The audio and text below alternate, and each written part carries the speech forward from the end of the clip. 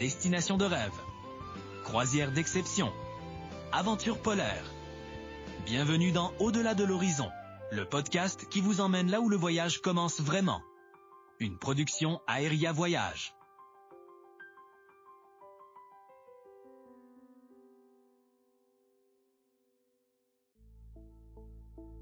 Imaginez fonder la capitale d'un immense empire dans un endroit où il n'y a absolument aucune eau navigable. Il n'y a pas de port pour le commerce, puis littéralement rien à exploiter autour. C'est le pari complètement insensé que fait l'Espagne en 1561. Ben oui, parce que historiquement parlant, ça a juste aucun sens. Quand on étudie la géographie urbaine, on constate vite que les grandes civilisations se bâtissent toujours sur des cours d'eau importants, tu sais. Ouais, comme Rome avec le Tibre, Londres à la Tamise, Paris à la Seine. Exactement. L'eau, c'est le transport, c'est la défense, c'est la base du commerce. Mais Madrid, c'est bâti autour d'une petite rivière qui est presque à sec l'été, au milieu de plateaux arides à perte de vue. En fait, le roi Philippe II a simplement pris un bout de papier puis il a décidé, par pur décret administratif, d'y planter sa cour royale. C'est fou quand on y pense, ça n'a pas d'allure de choisir un endroit aussi hostile et isolé pour gérer un empire mondial. C'est sûr. L'explication classique, c'est que c'était une manœuvre politique pour éloigner le pouvoir des influences régionales de l'époque. Mais ce qui est vraiment fascinant, c'est pas tant la décision de base, c'est ce que cette anomalie a créé par la suite. Absolument, et c'est exactement ce qu'on va décortiquer lors de cette plongée au cœur de nos sources d'aujourd'hui. On s'appuie sur un guide de voyage ultra complet de l'agence Aéria Voyage, rédigé par Yvan Junior Blanchette. Un document vraiment riche, ouais. Tellement. L'objectif de notre exploration d'aujourd'hui, c'est pas de lire un itinéraire touristique banal pour notre auditoire. On veut extraire la mécanique interne de cette ville-là. On va regarder comment naviguer dans ces collections d'art qui donnent le vertige, comment survivre à un fuseau horaire social qui semble fait sur mesure pour achever les Nord-Américains. Ah, le fameux choc de l'horaire, oui. C'est ça. Et on va aussi voir pourquoi cette ville, qui a aucune ruine antique sous ses rues, se révèle être la meilleure machine à voyager dans le temps de toute l'Europe. Fait que, pour bien partir cette exploration, faut revenir aux conséquences de la décision de Philippe II.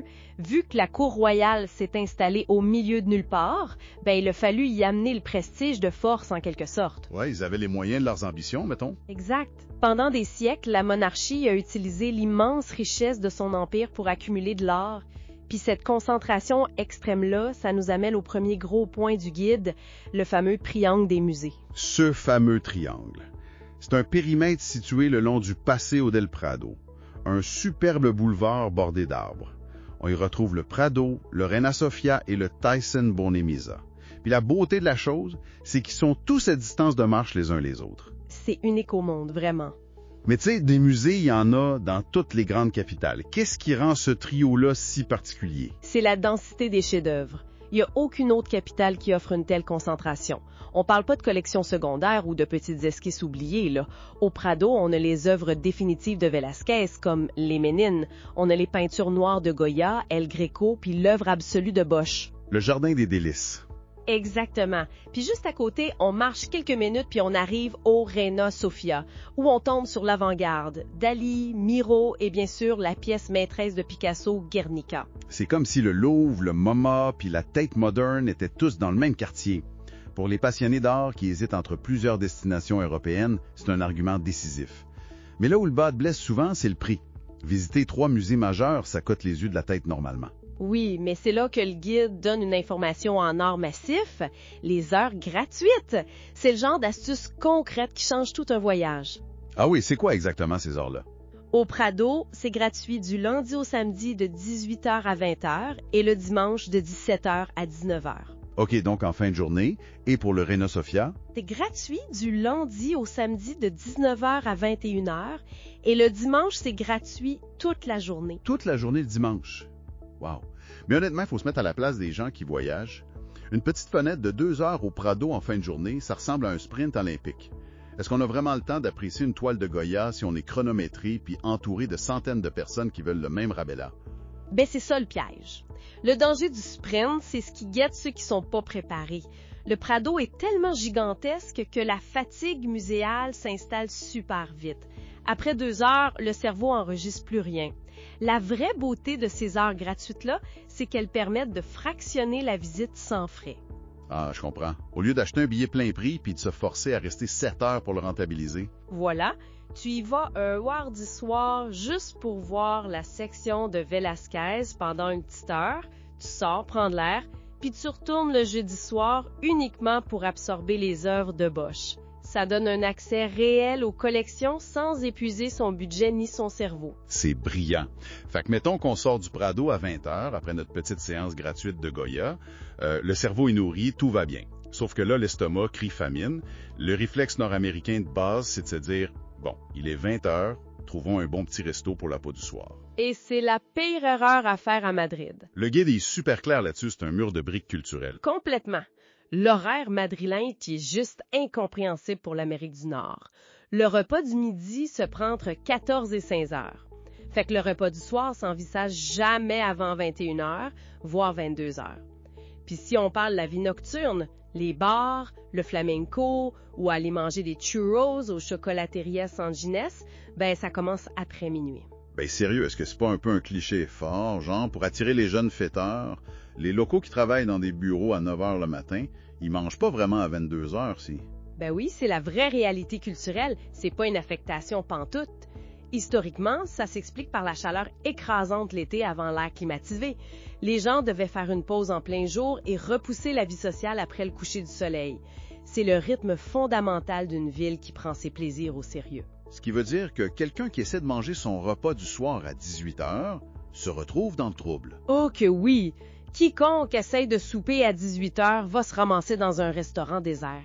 Et on va lui présenter un menu conçu uniquement pour les touristes. Avec la fameuse paella congelée puis les photos sur le menu. Exactement.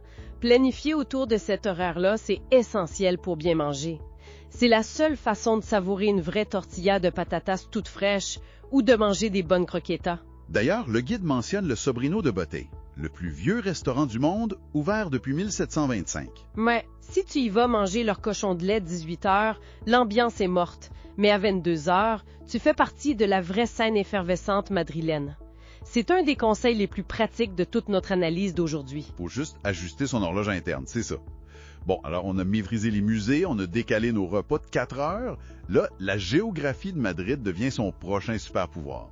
Parce qu'on le disait au début, la ville n'a pas de ruines antiques, elle est relativement jeune. Mais elle est située exactement au centre de la péninsule ibérique. Puis ça, couplé au réseau de trains à grande vitesse, le fameux réseau AVE, ça change tout. C'est un peu comme une machine à voyager dans le temps. On loge dans une capitale moderne, mais les excursions d'un jour sont parmi les meilleures d'Europe. Le guide souligne qu'on a 3 sites de l'UNESCO à moins de 2 heures de train. Ouais, commençons par Tolède, à juste 70 minutes de train. 70 minutes, c'est rien. C'est le temps d'écouter quelques bonnes tounes. Qu'est-ce qu'on y trouve à Tolède? C'est l'ancienne capitale des Wisigoths, puis un centre majeur de la culture maure. On y trouve une cathédrale gothique incroyable, un quartier juif médiéval, et c'est là qu'on trouve la maison d'El Greco.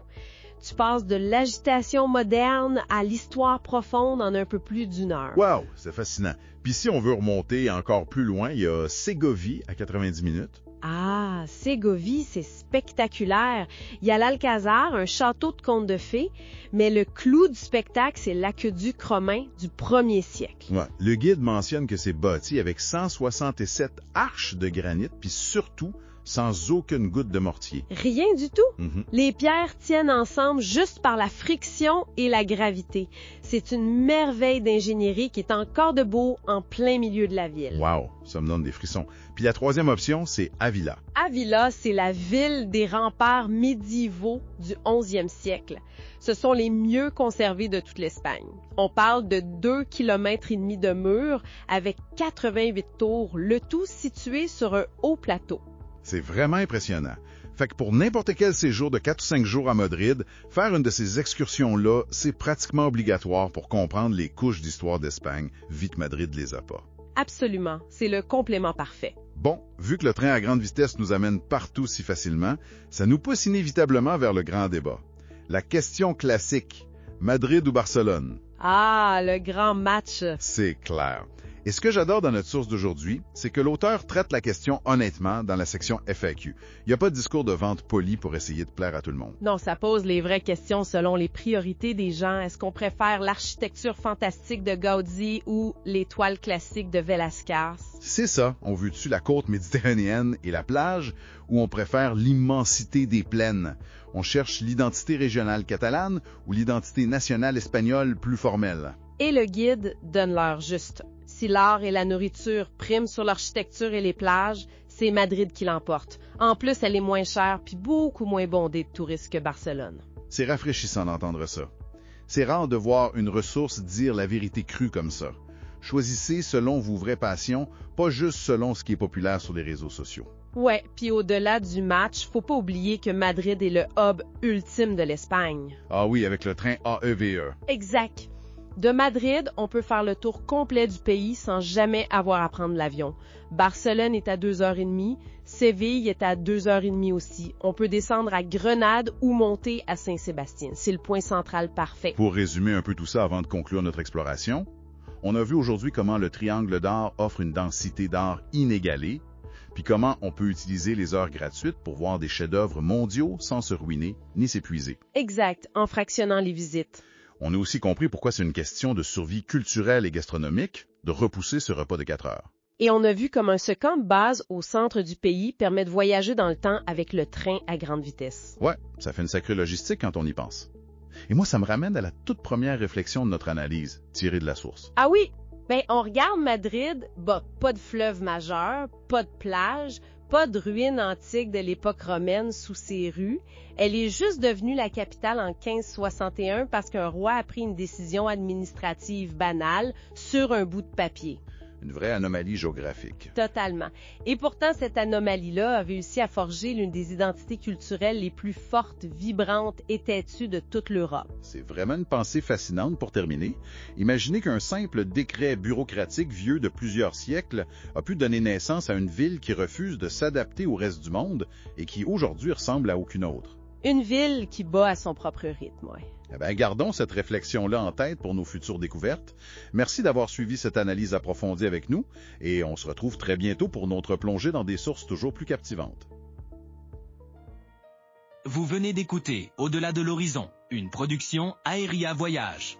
Pour en savoir plus sur les destinations et les compagnies présentées dans cet épisode, visitez notre site web au www.aeriavoyage.com, voir tous les détails dans la description. N'oubliez pas de liker et de partager le podcast avec votre famille et vos amis.